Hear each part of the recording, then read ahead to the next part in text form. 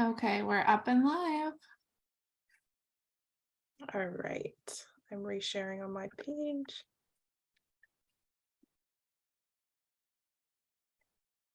All right, we'll get started in about 1 minute. Give people a chance to settle in. Perfect. And then Everyone is looking so nice today or tonight, depending on where you're calling from. or really early morning. Very early morning. Yeah, where is everyone calling in from today? I'm calling in from South Korea.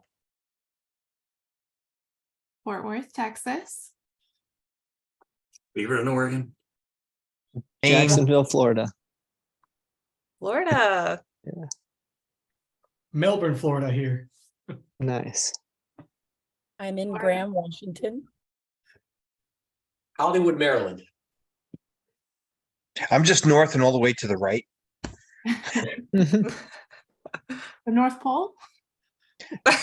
Feels like it. Lately, it feels like it. Maine is a Awesome. very Well, frosty place. Yeah. great. Well, it looks like it's time to get started. I was going to say it's 5 a.m., but it's not 5 a.m. for everybody, but it's 5 a.m. for me, which means it's go time. So let's go ahead and get started. Welcome to The Power of Community, co-hosted by International Scientific Advisors and MedTechVets. Thank you so much for joining us today. My name is Casey Valenti. I'm the Director of Community Development at ISA, and I'm so happy to be our moderator for this event. Now, a few months back, we co-hosted another webinar called Transition to Health Tech, where each of our teams gave a really detailed overview of our missions, training programs, our resources, and now today, our goal is really for you to hear directly from each of our veteran alumni panelists. And we want to show you how the power of community can help unlock and a network of resources that can really help support your professional journey. And if you missed our last webinar, we'll drop a link in the chat. So once this is over, you can go back and watch that webinar.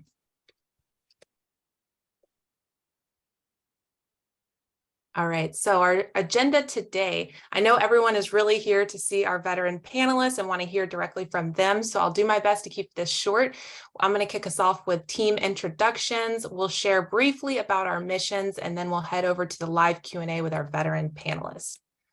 So introducing the International Scientific Advisory Team, we have Eric Hansen, who is the co-founder and CEO. Hi, Eric. Thank you so much for joining us today. Thank you. Nice to be here. Yeah. And next we have Kurtley Rather, who is the co-founder and president of ISA. Hey, Kurtley. And then there's me. And over on the MedTechVets team, we have Amy Ryder. She is the director of operations. Hey, Amy, thank you so much for helping us coordinate this event. Thank you so much, Casey. Yeah. And we also have Brianne Tarrant, who is the program manager at MedTechVets. Thank you, Brianne, for being here. Yes, thank you. All right, so just a little bit about ISA. Our community is a group of like-minded individuals, organizations, and companies on a mission to serve with a purpose and shape life-saving technologies. Now, we provide a roadmap and resources for our medical military community to find rewarding and flexible work opportunities in the health tech industry. And some of our training program outcomes include fellows moving into our freelance marketplace. Some fellows choose to find part-time and full-time employment opportunities. And we even have some fellows who decide to open up their own businesses. And I'm going to hand the mic over so Amy can share a little bit about MedTechVets. Thank you so much. So MedTechVets is a nonprofit program. We focus on helping veterans transition and find careers with purpose in the medical technology industry through education, mentoring, and networking. We offer 4 virtual cohorts a year for qualified veterans, winter, spring, summer, and fall. Thank you, Amy. And we are to the good part. I know everyone's waiting for this. I know I am. So all of the veteran alumni panelists joining us today have a lot in common. They've served in the military, their transition from the military, and most importantly, they both used ISA and MedTechVets programs to prepare them for their future. And before we jump right into the questions, I want to give each panelist a chance to introduce themselves. And meanwhile, if you have any questions that you want to add to our live Q&A, feel free to drop those into the chat and we'll make sure we hit on those. And first, let's have Adriel introduce himself. Well, hi, I'm Adriel Dunn. I'm a U.S. Army major. It's still serving the Army Reserves. I'm a medical service corps officer, specializing in operations and planning. I have a really cool ability to manage multiple competing priorities and be able to lay out strategic roadmaps for the various units and companies that I've worked alongside with. Had a great time learning from MedTechVets and ISA, and very appreciative of this opportunity. Thanks, Adriel. Daniel, do you want to introduce yourself next? Sure, yeah. Hi, everyone. I'm Daniel. I'm prior Air Force myself. I'm currently an engineer for Northrop Grumman. I do supportability and maintainability for life support in space systems, hence my background. And I currently live in Melbourne, Florida, where I, get to watch all the launches and all my stuff go out to space myself. I transitioned earlier this year out of the Air Force in April, I believe. And that's where I got the chance to be a part of both ISA and MedTechVets. And, I learned a lot and really thankful for my time there. Thanks, Daniel. Dustin. Hi, everybody. I'm Dustin Huber. I'm a Navy veteran. I retired in October of 2021. And since that time, I've been working as a business consultant for American Technology Solutions International, working on the Navy Small Business Innovative Research transition program, the Navy STP. So I've really been enjoying that. And in the summer, this past summer, I was a part of the ISA Level 1 training course and also the MedTechVets. And I really enjoyed my time. So I'm happy to answer any questions both now, and if you want to look me up on LinkedIn later, if people online or who are watching this later on, if you have any questions, just give me a holler, and happy to answer any questions for you. Thanks, Dustin. And last but certainly not least, Jim. How you doing, everybody? My name is Jim Carroll. I'm up in Maine. I am seeking going towards a position as a medical science liaison. I had the opportunity to become a fellow both in ISA, International Scientific Advisors, and I was added that as well to the MedTechVets experience. I'm currently trying to join all my experience that I had before in the military and during to seek one of those positions. And I think that I've really had a really good time trying to finding out more about how to represent myself in a resume and how to work with LinkedIn towards getting recruited. So it's a big opportunity. Nice to meet you all. Yeah, thank you. And thank you all for being here today. We have a lot of great questions and we are really excited to learn from each of you. Each of you bring a diverse background and we want to see how you've applied each of our programs to better your future. And let's go ahead and get started. So the first question we have is for Jim and Adriel, and it is, where were you at in your military to civilian transition when you found MedTechVets and ISA? And if you'd like, let's go ahead and just start with Jim, and then Adriel, you can follow up. Okay, yeah. So about 9 to 10 months out, I spoke to the chief of staff for my state, and I think it was an exit interview. I'm not sure if it was or not, but as a result of that, he brought up the SkillBridge program. And when I went home, I looked into it and I zeroed in on the International Scientific Advisors opportunity. And I was able to go through a very organized application process. And before I knew it, I was talking to Casey on a Zoom. And next thing you know, I was lined up for the next level 1 training. And so I was about 9 months out. So I wasn't yet applying for jobs. As a result of that, Casey was tireless and always letting us know about other opportunities. So she put out the MedTechVets, and I went right for it. I think I go for every opportunity she gives us. But I went for that, and I was fortunate to work with Amy and Brianne. I was able to get into that program. So I went from one right to the other, and I tell you, it really worked out well because I am trying to pivot from being a PA to being in MedTech as a medical science liaison. but I'm also very interested in the space between startup labs and helping out the military with things they need on a scientific or technical basis. So it couldn't have been a better coupling of opportunities. So basically, I came across it when I was about 9, 10 months out, and I'm about a month away now from transitioning. Wow. So yeah, Jim, I definitely kind of have a similar story. I was about 9 or 10 months out from my transition, and I was having an informational interview with another MedTechVets alumni, and he mentioned that with my interest in the MedTech realm, that perhaps I should look into the MedTechVets program. And so I did had a great interview with Amy, and was accepted for that cohort this past spring. About halfway through the cohort, I was simultaneously still looking for skill bridge opportunities, and Eric called me out of the blue. For some reason, I had not been able to find the ISA group on the Skill Bridge website, and the hundreds of hours that I had researched the various programs. He called me. We set up a time to talk about the program. Very, very, very grateful because, like you, Jim, I'm absolutely fascinated with taking my clinical and operational experience and applying that to medical technology and figuring out how to bring the right technology to the warfighter, really. And so it was just a really, really a very effective, congruent experience to combine what I learned with MedTechVets and all the contacts and conversations on that spectrum to actually seeing how it played out in real life with being able to sit in on a couple of meetings with Eric and clients, and really kind of seeing how my experience as a program manager could really help ISA in these very small startup companies. Yeah, thank you so much. And the second question is back to you guys, but I think you may have covered it, but just in case we didn't, Jim and Adriel, what was the one thing that really sold you on the programs? And were you evaluating multiple programs to help you in your transition? What like really stuck out to you about the two of these programs?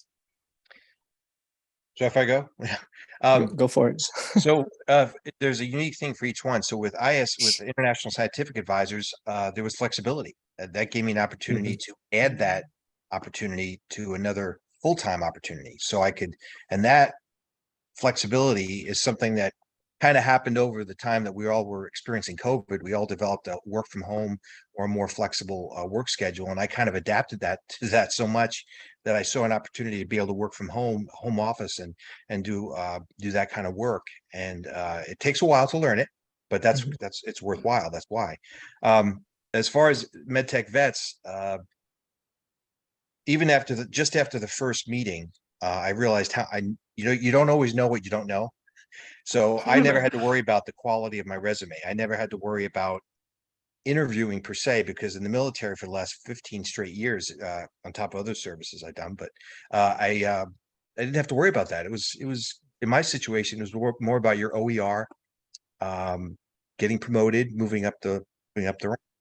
So in this situation, I had to understand the MedTechVets helped me understand the point of view from a hiring manager to make sure that my resume was legible to them, and to understand how impactful LinkedIn can be getting recruited. So for me, just after that first visit, I realized how much I was going to learn, not just from the instructors and the speakers, but also from the cohort themselves. That goes for the level 1 training with International Science Advisors, learning from those individuals that were in that group. Yes, no, I'm don't want to copy Jim word for word, but I mean, again, it's very similar. Never had to worry about what job was next, because I always had my talent advisor, more maybe like a talent dictator, say, here's your one option, take it or leave it. So it was really good to see the kind of behind the curtain and the insights, and how to really sell myself, because nobody in the military is really completely comfortable with talking about me or I. And I think MedTechVets and their mentors really helped me get over that, as well. Just phenomenal advice to the point of, especially with resumes. I mean, there's some of the best mentors I've talked to, and many other recruiters that have now seen my resume based off of their template. They're really impressed, especially for military vets. Really stands out to them. Yes, I did my research for the ISA's skill bridge. I talked to a few other people that had gone through the program. I kind of read up about the group as much as I could find online. And I really just liked the fact that it was on the tip of the spear, so to speak, with medical technology and R&D efforts. I had been involved with a unit that was able to complete some R&D for telehealth back in like 2015, before we even knew what virtual field medicine was. And so having those memories, I jumped at the opportunity to get back into the space of really, hey, what's up and coming, what's around the corner. And it was just a really great opportunity. Yeah, thank you so much. And let's go ahead and give Daniel a chance. We have a question for you, Daniel. How has going through each of the programs shaped your past year? All right. Well, both programs have helped me a lot in different ways. With MedTechVets, the big one for me being like the engineer, the one that's not really worked in the social field more than anything. I'm, doing math in a computer and doing all that. And I knew as first, like from the first time, like I talked to Amy and everything, that they were going to help me in that weakness that I have, which is, if you tell me, sell somebody a pen, all I'm going to do is like, hey, do you want to buy a pen? No? Oh, okay, I guess not. So that wasn't really me. And it's still not me, but I'm still getting a lot better at it. And I learned a lot of stuff, talking to a lot of people from different backgrounds and getting pointers here and there. So that was just really good to just learn this whole other side, especially LinkedIn for me. I think prior to MedTechVets, I had a LinkedIn for about 6, 7, maybe 8 years, and checked it maybe twice in that time frame. I had like 1 contact. Now, I have like 70, which is not really much, but it's a work in progress for me still. On the other side with ISA, it's crazy how much I learned from it and how much like I'm using right now working for Northrop Grumman. At first, I just took it as a learning experience. I thought the ISA was just really, really cool. Like all this stuff always seems like, oh, this is like, like brand new technology we're working with here. And then as I went through the class, I started learning about, like, it's almost like an intro to this job I'm doing now. Like I didn't even know it until I came here and everyone's just talking about everything that I learned in ISA. And I was like, wait, what is happening? I feel like I shouldn't know these terms. Like, how do you guys that are new here know this? And everyone's like, I have no idea what they're talking about. I'm like, oh, this is great. So I don't know how it just worked out perfectly for me in that sense. Yeah, that's great. And that's the point of our partnership, is to create these synergistic resource network for people transitioning out of the military. And it's great to see that it's working for such a niche and qualified group. And so let's move on. We haven't heard from Dustin. I have a question for you, Dustin. It's, how did MedTechVets and ISA help you prepare during your transition? Thanks. Definitely with ISA. So first of all, I'd already transitioned when I found these programs advertised on LinkedIn. So I'm a bit of an outlier in that respect. However, all that being said, both programs really still held tremendous value to me in identifying opportunities in the medical technology sector, and also in my development as a consultant. And even as I go back now, one of the things I really enjoy as a veteran is going back and mentoring people still in that transitional phase. So my advice to them, if they're interested in the medical technology space, is to look, first of all, you have to get a spot on these programs, right? ISA and MedTechVets. So plan early and try to get on there at least 6 months from your terminal date. I don't know if Amy Brienne has some different advice on that, but because you're going to meet people during that MedTechVets program that are actively recruiting for positions. So I would say going too early may not be as helpful, but really great, just again, great opportunities for looking at both the, I would say, medical prime vendors, large prime, small businesses, and seeing what programs they had for veterans specifically, but also just what was out there and what a career roadmap could look like. Now with ISA, and I concur strongly with everybody was saying, great program.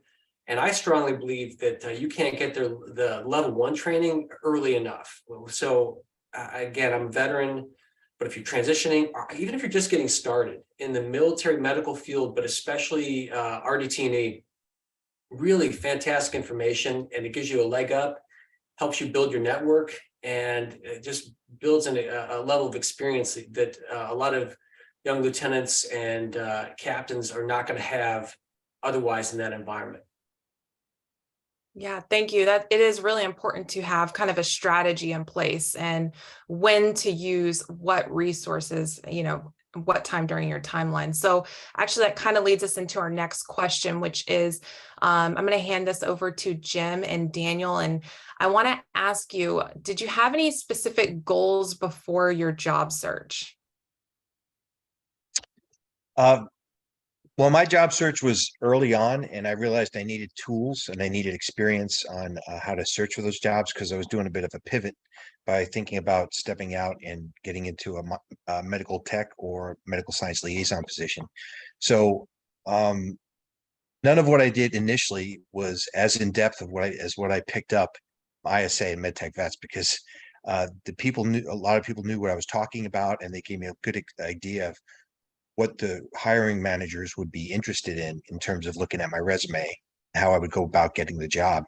But I'm looking at two things. I am actually looking at, medical science liaison with freelancing with ISA. So it's kind of complicated.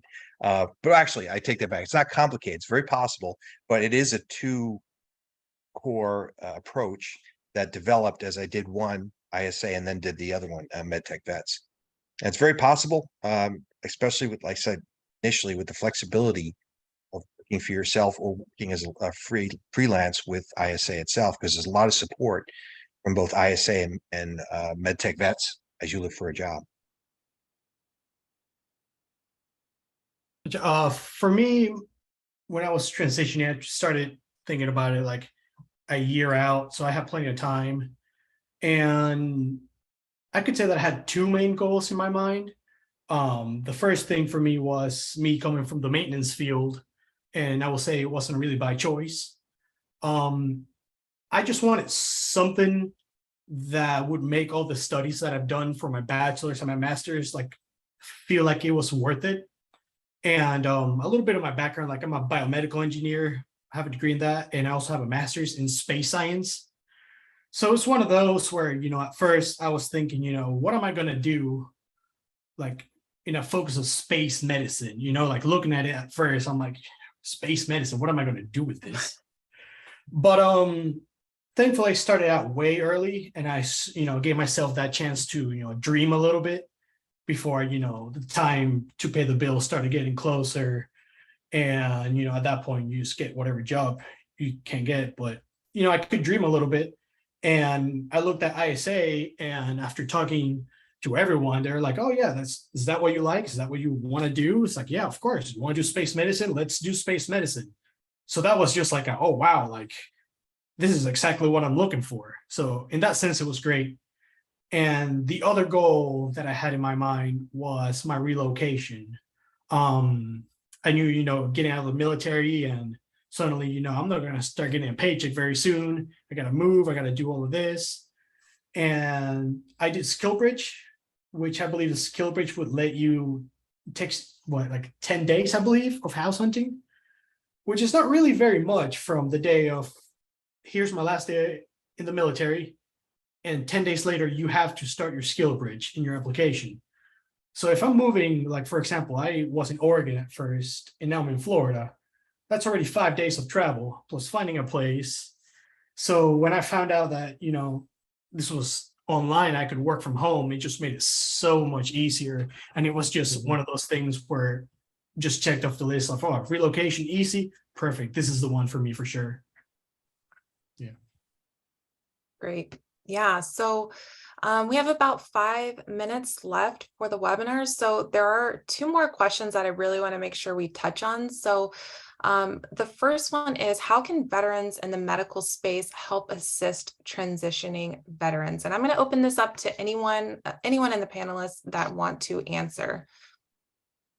I'm happy to answer that question. So I would say 2 ways. The first is to reach back into the military community, because we're talking about the power of community, right? The second is to reach horizontally. And by that, I mean, if you're in a company that's hiring veterans, that's got a veterans program,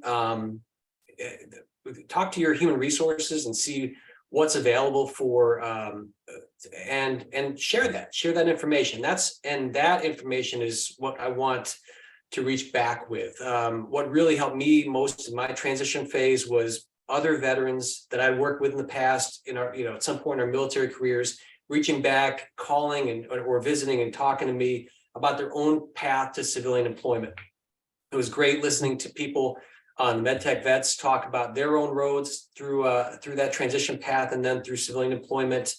And again, they also offer mentorship, right? So reaching back and providing ongoing mentorship, or just a call, just to say, hey, I made it, I landed on my feet, and you can too. So which is great. We can't reach everybody, but you do as much as you can, and that's as veterans, for other veterans, and for our military brethren, that's the least we can do.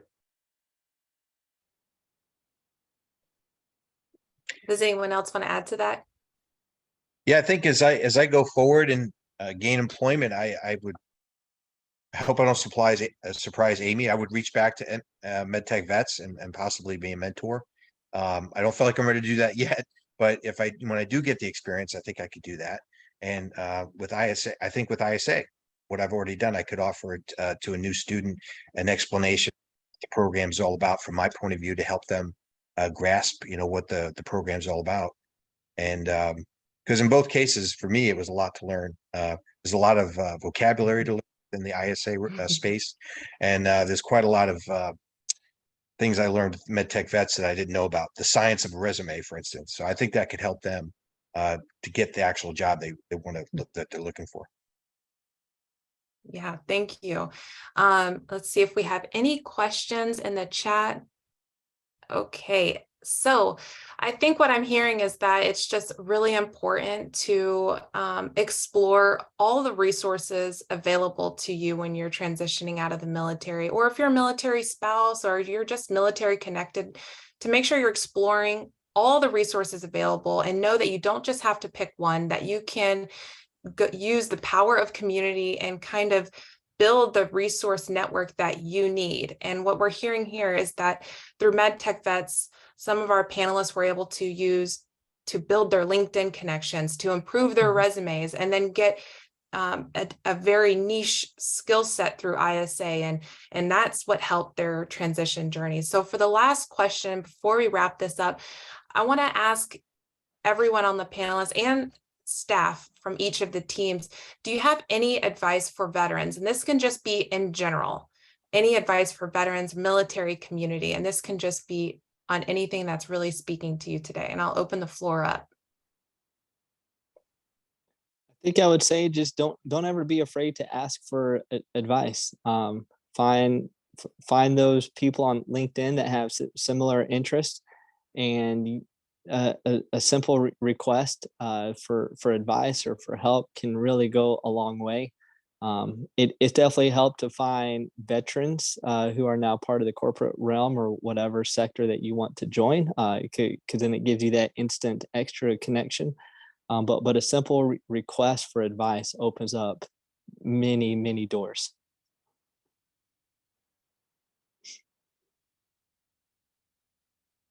I'll do it in a little bit. I feel like a good one. I feel like it's important to know that people actually are willing to help. Like, feel free to go ahead and ask for advice, especially from veterans. And a piece of advice that I would ask that I wish I knew back then, I learned a little bit more from MedTechVets because of my mentor. And it was just reach out to somebody in that company that you want to work for or something and just ask them like, hey, I'm just curious, like, what programs do you guys use? And just try to like get an idea. And then there's, like LinkedIn Learning or YouTube, and you can immerse yourself in that. So right before you go into the interview, hey, I already know how to do all this because, this guy told me that this is the program they use. I went on YouTube and spent, 2 hours, and now I can talk to my manager about all this technical stuff without sounding like I don't know what I'm talking about. Yeah, and I can add to that. So I was in the Army for 8 years, and I think something that helped me for my transition, and I would recommend for all veterans, is volunteer. If you know what type of industry you're looking to transition into and the type of role you're looking to transition into, I would say go ahead and try to volunteer if you have time, just to get a feel for that job, because you might realize that it's not what you like, and you might invest a lot of time and resources into a path that you might realize you're not passionate about, but you might also realize that you are passionate and you want to put even more time into it. So I would say volunteering, if you can give back, really helped me for my transition journey. And it looks like we do have one question in the chat. Do we have to wait to get the level 1 training, or can we start this before DoD Skill Bridge? And we haven't heard from you, Eric, today, so I'll let you answer that question. We spoke to someone on the phone today, active duty, and taking a career break for a few years before getting back in active duty Navy, and so wanted to, and Dustin referred her. Thank you, Dustin. And so yes, and that's what we're looking at. How can we train more active duty, and or if you're doing this before DoD Skill Bridge, fantastic. That's what we're trying to build with the community, is a continuum from active duty, throughout your career. And level 2 and level 3 are being developed. Our plan is 2023 level 2. And as you do projects within the community, it just, as involved you want to be, that's what we're hoping to offer. And then level 3, that'll be probably in the 2024 timeframe, as people have the experience, the mentor capabilities, like Jim, you mentioned. That's what we want. We want to be, have mentors in the future. And I think we're close here, but just wanted to say thank you, Amy and Brianne. And it's wonderful to see the synergy, between ISA and MedTechVets, and see how this can help, and see the outcomes that we see in these great individuals here. So thank you for being with us today. Yeah, thank you. So before we conclude, are there any other questions or any other comments that we want to share? All right, I will move on to the next slide. So what is next? So for the ISA community, our next level 1 foundation course is the winter 23 cohort, and that is set to begin on January 3rd, and that's 12 weeks long. For the MedTechVets community, their academy winter cohort is set to begin January 5th, and that's every Wednesday evening. Now, if you're looking to get connected with ISA, here are a few ways you can do that. And also, if all the panelists could drop their LinkedIn URL into the chat so that people know how to find you, that would be great. So if you are interested in connecting with ISA, our website is joinisa.io. You can email us at hello@joinisa.io, or you can connect with us on LinkedIn at International Scientific Advisors. And if you're interested in connecting with MedTechVets, go ahead and head over to their website at medtechvets.org. You can email Amy at awriter@medtechvets.org, or you can also connect with them on LinkedIn at MedTechVets. And that concludes our Power of Community webinar. I want to say thank you to all of our veteran panelists for taking the time today to share their experience and to pay it forward to our community. And also a thank you to each team, the ISA team, MedTechVets team, for helping put this together. And for everyone who joined the call today, it was such a great opportunity for us to all come together. And thank you. And I hope everyone has a great day, great evening, great morning, wherever you're calling in from. And please follow us on LinkedIn and stay connected, as we'll have more events in the future. Thanks so much. Bye, everybody. Thank you. All right, thank you.